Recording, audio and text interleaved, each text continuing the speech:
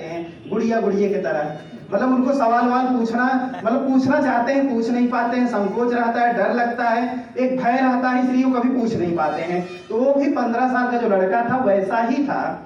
संयोग की बात है कि एक रिश्तेदार उसी शहर में आया हुआ था और उससे मिलने का अवसर उसको प्राप्त हुआ। जब उसके पास गया तो देखता है कि वहां पर एक किताब है, और किताब जो थी स्वामी विवेकानंद से रिलेटेड कुछ किताब थी। और अब क्योंकि लड़का है थोड़ा पढ़ने लिखने में ठीक था, ठीक है, उलटने पलटने लगा। एक आध दो पैराग्राफ पढ़ने के बाद उसे ऐसा लगा कि यार कुछ अलग हो गया है। तो वो रिक्वेस्ट करके, निवेदन करके 4 दिन के लिए उधार वो किताब मांगता है कि भैया 4 दिन बाद मैं पढ़ने के बाद आपको वापस कर दूंगा। और उन 4 दिनों तक उस अध्ययन के बाद जो बच्चा अभी तक सवाल अपने टीचर से नहीं पूछ पा रहा था, वही बच्चा आगे चलकर अंग्रेजी सरकार से लोहा लिया। वही बच्चा आगे चलकर हिटलर से आंख में आंख मिलाकर बात किया, और बच्चे का नाम था सुभाष चंद्र बोस। तो ये कहानी बताने के पीछे का उद्देश्य ये है कि अगर स्वामी विवेकानंद को आप पढ़ रहे हैं, अगर आपका मन संकृत नहीं हो रहा है, जीवन में कुछ परिवर्तन नहीं हो रहा है और कुछ अलग करने का मन नहीं हो रहा है, तो आप समझ लीजिए कि आपको डोज काम नहीं कर रही है। और डोज काम करती है, आप कायदे से डोज ले नहीं रहे हो। केवल जिसे होता नहीं, हम पैर छूते हैं किसी का आदर सम्मान में ना, ठीक है, तो पैर छूने की भी एक प्रक्रिया है जिसे औपचारिक रूप से, अब मजबूरी है, स्वामी जी खड़े हैं तो पैर तो छूना ही है ना, ये औपचारिकता होता है। ऐसे कभी कभी क्या होता है कि स्टडी सर्किल में हम आते हैं, स्वामी विवेकानंद को पढ़ते हैं, औपचारिकता बस, हम उसको आत्मसात नहीं करते हैं। मेरा ये मानना है कि अगर 1-2 पन्ने पढ़ोगे तो पूरा किताब पढ़ने का मन करेगा। और प्रामाणिक रूप से जैसे मैं कहूं आपसे, चलिए ये तो बच्चे सुभाष चंद्र बोस को आप देखे हैं, कितने लोग देखे हैं? अरे आदि मानव तो नहीं यहाँ बैठे हैं, ठीक है। तो अगर सुभाष चंद्र बोस की बात करें तो हम लोगों ने सुना है, पढ़ा है।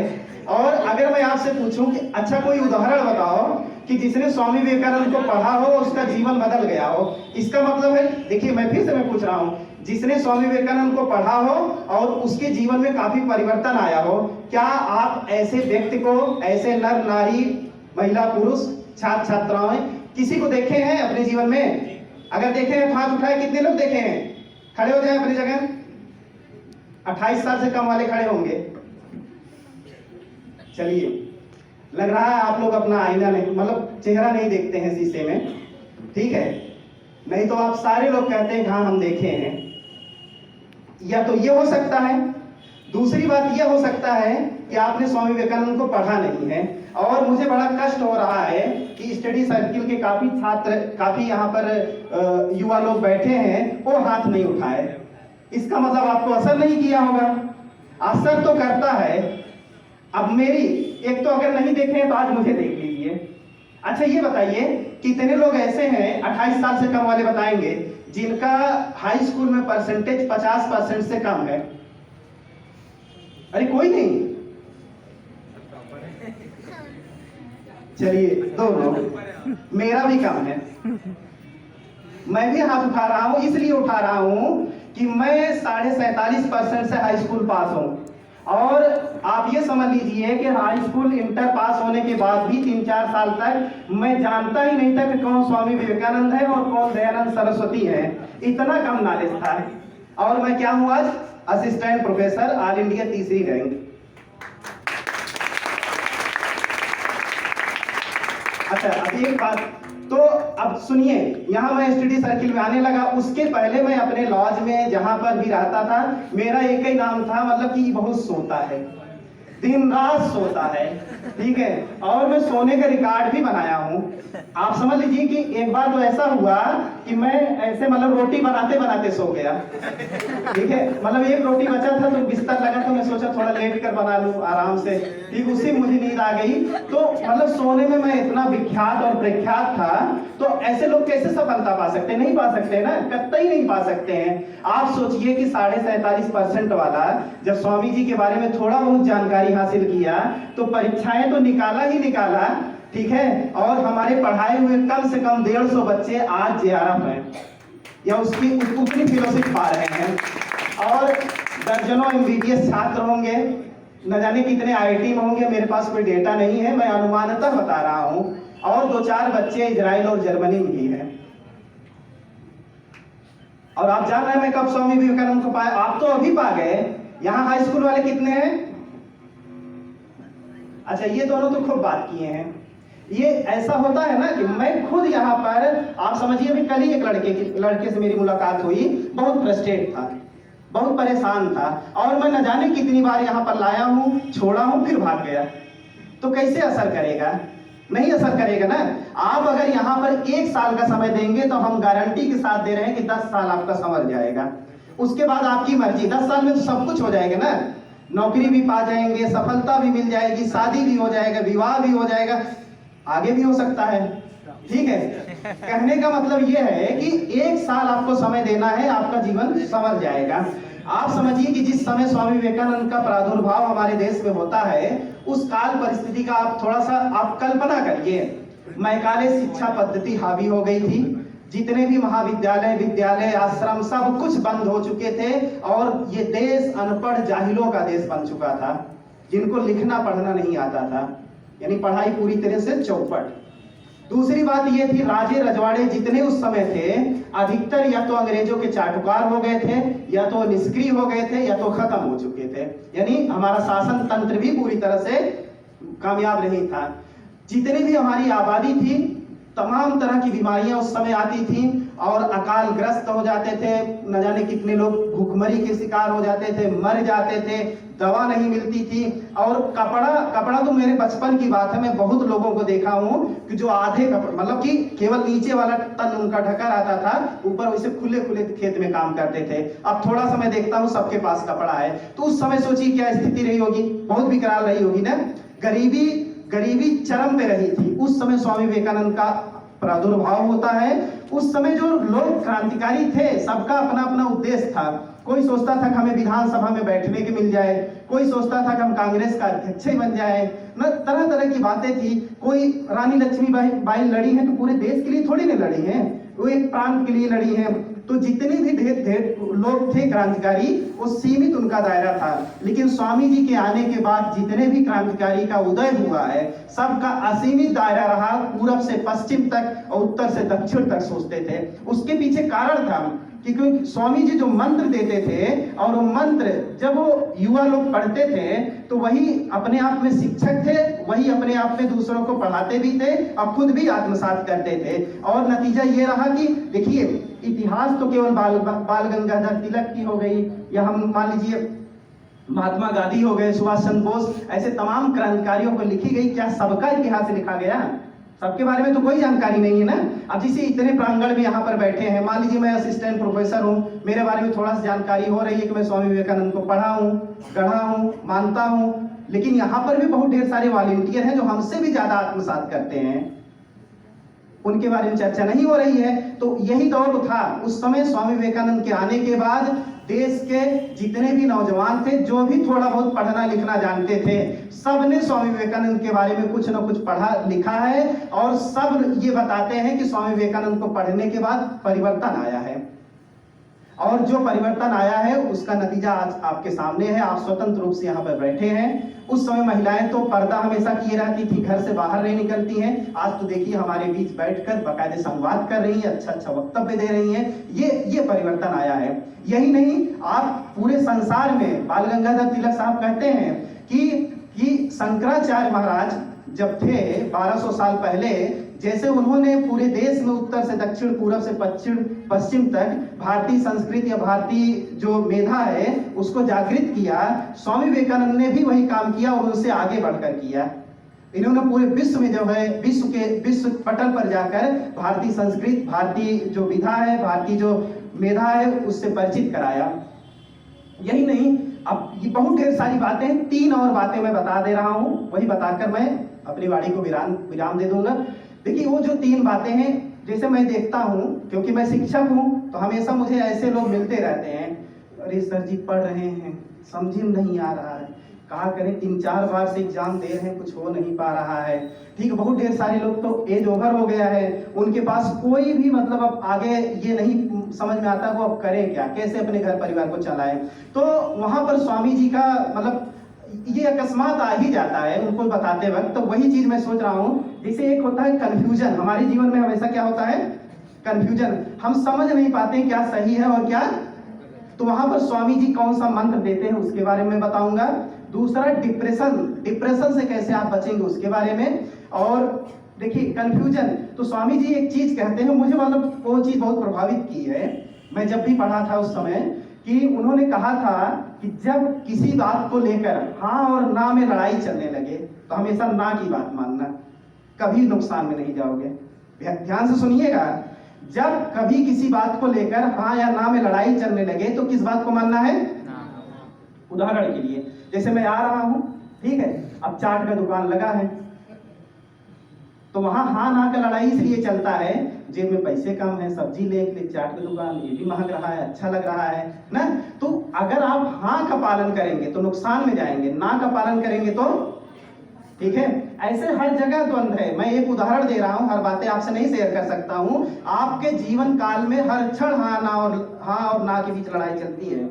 ये अंदर का कॉन्शस, देखिए कुछ बातें ऐसी होती हैं जहां पर हाँ ना का बीच द्वंद्व नहीं आता है, ठीक, एक और जगह आता है लेकिन वो ना मानिएगा। अब स्टडी सर्किल में आना है, हाँ ना के बीच लड़ाई चल रही, वहां ना मानिएगा, ठीक है। अगर यहीं पर आपका थोड़ा सा मतलब दिमाग काम कर रहा है तो समझ लीजिए कि आप विवेकशील हैं, ठीक है। अधिकतर जीवन में, अधिकतर जगहों पर जब हाँ ना के बीच लड़ाई चलने लगे तो किस बात को मानना है। मैं खुद अपने जीवन में जहां पर ना को माना हूं वहां पर फायदे में रहा हूं, एक आध दो जगह प्रयोग कर दिया हूं, महा नुकसान में रहा हूं। एक और बात, स्वामी जी कहते हैं सही और गलत कैसे हम पहचान करेंगे। हमारी इतनी तो मतलब इतना समय कहाँ है, हाई स्कूल, इंटर, बीए, इतना पढ़ाई लिखाई करना है, अब सही गलत भी पढ़ेंगे। तो उन्होंने कहा है कि सत्य क्या है, ठीक है। उन्होंने कहा सत्य वह चीज हो ही नहीं सकती जो आपको आध्यात्मिक प्रगति न दे, जो आपको शारीरिक प्रगति न दे, जो आपको मानसिक प्रगति न दे। यानी सत्य अगर है तो हमेशा इन तीनों चीजों का विकास करेगा, क्योंकि सत्य जहां पर रहता है वो बलिष्ठ रहता है, वो पवित्र रहता है, उससे आपकी नैतिकता बढ़ता है, कभी घटता नहीं है। तो बहुत ढेर सारी चीजों में ऐसे होता है ना कि सही है कि गलत है। तो जिस चीज में आप सोचिए हाँ इसको हमें फॉलो करने पर, ठीक है, हमारा नैतिक पतन हो रहा है, तो समझ लीजिए कि वो सत्य नहीं है, वो सही नहीं है हमारे लिए, उसको तुरंत छोड़ दो, जितना जल्दी हो सके उतना जल्दी छोड़ दो, ठीक है। तो सही गलत। एक और बात, जैसे बताए ना कि एक तो ये बताना है कि हमको सही गलत कैसे पहचान करना है। तो सही गलत पहचान करने के लिए क्या मंत्र है जो स्वामी जी ने बताया है, हम नहीं बता रहे हैं। क्या मंत्र है? सत्य हमेशा आपको बलिष्ठ बनाएगा, पवित्र बनाएगा, नैतिकवान बनाएगा। सत्य कभी भी आपको दुर्बल नहीं बनाएगा, ठीक है। जो भी सही चीज होगा हमेशा आपको मजबूती देगी, ठीक है। और दूसरी बात, हमने कंफ्यूजन की स्थिति हाँ ना में क्या बोला था, क्या मानना है, और 25 साल तक तो ना ही मानिएगा, ठीक है। उम्र के 25 साल तक आपको क्या मानना है, हाँ, हर बात में ना मानना है, जहां हाँ ना में लड़ाई चलने लगे। ये स्वामी जी ने बताया है, मैं ये इस बात को नहीं बता रहा हूं, ठीक है। एक और बात, डिप्रेशन, ठीक है। जैसे स्वामी जी को पढ़िए तो स्वामी जी को पढ़ने में सबसे बड़ी बात जो लगती है कि वो हर चीज सकारात्मक है, कुछ भी नकारात्मक नहीं है। उदाहरण मैं देना चाहूंगा कि हर चीज सकारात्मक है। तो जैसे आप लोग महाभारत का एक प्रकरण सुने होंगे, यक्ष प्रश्न वाला ना, थोड़ा बहुत मैं भी जानता हूं। तो उसमें यह था कि यक्ष युधिष्ठिर से सवाल पूछता है, ठीक है, कि इस दुनिया में सबसे ज्यादा आश्चर्यजनक चीज क्या है। तो युधिष्ठिर साहब बताते हैं कि आश्चर्यजनक यह है कि इंसान दिन रात काम किए जा रहा है, जैसे उसे लगता है कि वह अमर है, वो मरेगा ही नहीं। यही तो होता है, हम आज इस तरीके से व्यवहार करते हैं जैसे हम कल जिंदा रहेंगे। क्या भरोसा है? क्या नहीं भरोसा है ना। तो स्वामी जी यहाँ पर भी कटाक्ष करते हैं। देखिए युधिष्ठिर को चैलेंज कर रहे हैं, मजाक बात है। वो कहते हैं कि अगर इंसान ऐसा सोच रहा है तो गलत क्या है। वो अपने अमरत्व को प्राप्त होना चाहता है, अपने आप जो अमरत्व, आत्मा, जो आत्मा अमर होती है, उस चीज को अगर वो कल्पना कर रहा है तो इसमें गलत क्या है। तो ये है स्वामी जी, हर चीज में पॉजिटिविटी है। तो अगर मान लीजिए डिप्रेशन, जैसे यहाँ पर मेंटल हॉस्पिटल है ना, 2-3-4 जानते होंगे, ए.के. टंडन को जानते हैं ना, दिन भर में कम से कम 1 लाख रुपए आता है उनके पास, ठीक है। अब सुनिए, अगर आप मात्र 21 दिन केवल 2-2 पन्ने पढ़ लीजिए, ठीक है, तो डिप्रेशन का इलाज हो गया। गारंटी के साथ है वो। ऐसा नहीं कि हम लोगों के जीवन में बहुत उतार चढ़ाव आए हैं, ठीक है। आप वहाँ पर जो टैबलेट खाते हैं, जो चीजें करते हैं, केवल 2-2 पन्ने 21 दिन पढ़ लीजिए, आप गारंटी के साथ मैं कराऊं। देखिए आप तो नहीं डिप्रेशन में होंगे, क्योंकि आप यहाँ पे बैठे हैं, आप सुन रहे हैं, स्वामी विवेकानंद को पढ़ रहे हैं, जान रहे हैं, लेकिन आपके जानने पहचानने बहुत ढेर सारे लोग होंगे जो डिप्रेशन में होंगे। डिप्रेशन के कई कारण होते हैं, कोई जरूरी नहीं कि एक ही 2 कारण होते हैं। किसी भी कारण से अगर वो डिप्रेशन, देखिए ट्यूमर का इलाज मैं नहीं बता रहा हूँ, किस चीज का इलाज बता रहा हूँ, तो डिप्रेशन का इलाज के लिए क्या कर, स्वामी जी की कोई भी किताब XYZ, कोई भी, ऐसा भी नहीं है कि हमें क्रांतिकारी वाला ही पढ़ना है या हमें जो है कुछ उनकी जीवनी पढ़नी है, जो भी XYZ मिल जाए अपने पॉकेट के हिसाब से, ठीक है, तुरंत उसको दे दो। उसका डिप्रेशन दोगे तो पढ़ेगा नहीं, बैठ के पढ़वाना पड़ेगा। मैं किया हूं ऐसा, मैं दूसरे को पढ़वाया हूं जबरदस्ती, ठीक है, फायदा हुआ है। एक और बात कि हाँ ना के बीच जब भी द्वंद्व आए तो स्वामी जी की बात मानना है, और सत्य सही और गलत के बीच जो द्वंद्व आए तो किसकी बात मानना है, स्वामी जी के बाद। एक तीसरी बात, एक और बहुत तगड़ी बात बता रहे हैं कि अधिकतर जैसे आज का जो चैनल मतलब युग है, ऑनलाइन युग है ना, आप हाई स्कूल में पढ़ रहे हैं या इंटर में पढ़ रहे हैं या BA या तैयारी वगैरह कर रहे हैं ना, तो आप कोई विषय या कोई टीचर को फॉलो करते हैं, ठीक है। अब तुरंत जो है, देखिए आप कितना जल्दी बदलते हैं। अभी आज वो बात समझ में आ रहा है, दूसरे दिन दूसरा लेक्चर देखते हैं, कहते हैं बहुत बेकार पढ़ाता है कहते हैं ना। तो स्वामी जी भी, उनके साथ भी ऐसा हुआ था। पौहारी बाबा का नाम जानते होंगे आप लोग, ठीक है। स्वामी जी भी जो है, जब श्री राम कृष्ण नहीं रहे इस धरती पर, तो वो भी जो है और ज्यादा शिक्षा ग्रहण करने के लिए इधर उधर भटकने लगे। अब भटकते भटकते कहाँ पहुंच गए, पौहारी बाबा के यहाँ।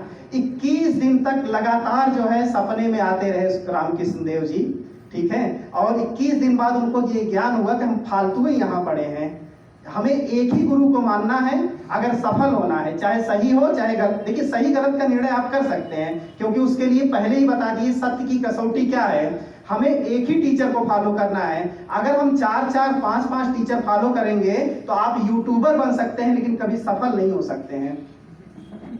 और बहुत ढेर सारी बातें हैं, जैसा कि इसके पहले बहुत कुछ हो चुका है, बहुत कुछ चर्चाएं हो चुकी हैं। एक शिक्षक होने के नाते जो मैं समझता हूं कि शिक्षार्थी को क्या देना चाहिए, वही मैं आपको दे के जा रहा हूं। एक और बात कि यहाँ पर बहुत ढेर सारे देखिए मंत्र लगे हैं। हम दो टैबलेट लिए हैं अपने जीवन में, ठीक है। एक टैबलेट जो है, हे अमृत के अधिकारीगण, तुम तो ईश्वर की संतान हो, अमर आनंद के भागीदार हो, पवित्र और पूर्ण आत्मा हो, तुम इस मर्त्य भूमि पर तुम देवता हो। उठो आओ हे सिंहो, इस मिथ्या भ्रम को झटक कर तुम दूर फेंक दो कि तुम भेड़ हो, तुम जरा मरण रहित नित्यानंदमय आत्मा हो। ये चीज आज के 8-10 साल पहले की बात है, ठीक है। जब वो एक ऐसा कैलेंडर मैं यहीं से लेके गया था, मैं जहाँ सोता था इसे सामने लगा रहता था, जब भी आलस्य करता था निगाह जाते बाद मैं तुरंत पढ़ने लगता था। तो ये टैबलेट बहुत काम आया। दूसरा टैबलेट कि मैं उस प्रभु का सेवक हूं जिसे अज्ञानी लोग मनुष्य कहते हैं। ये लाइन हमेशा आपको करुणा, दया, मानव को मानव से जोड़ने का काम करती है। और बहुत ढेर सारे टैबलेट हैं। और एक चीज मैं बता दे रहा हूं कि बहुत ढेर सारे लोग हमसे जैसे नहीं बात में कहते हैं कि अरे ये बहुत अच्छा स्पीकर है, इनको सुने हो आप, तो मेरा एक ही जवाब होता है, मैं 1000 mg का टैबलेट खाया हूं, मुझे कुछ असर नहीं करता। मैं कभी भी नहीं सुनता हूं क्योंकि इतना अच्छा सुनने के बाद क्या मैं झूठे मतलब देश भर का यूट्यूब पे समय बर्बाद करूं और किताब में आंख फोड़ूं। जब इतनी अच्छी बातें आप सीख गए हैं, स्वामी जी को पढ़ लिए हैं, जैसे आप जब मेडिकल फील्ड में जाएंगे तो ये होता है कि कभी कभी जब हाई पावर का एंटीबायोटिक आप ड्रग्स लेते हैं तो दूसरा दवा काम नहीं करता है 6 महीने तक, जानते ही नहीं। वैसे स्वामी जी को पढ़ने के बाद मेरा पूर्ण विश्वास है, ठीक है, इस जन्म में तो कभी दूसरा दवा की जरूरत आपको नहीं पड़ेगी। इन्हीं सब बातों के साथ फिर से मैं एक बार आपको बहुत बहुत धन्यवाद देता हूँ। जय विवेकानंद। ईश्वर करें आप अपने मिशन में कामयाब हों।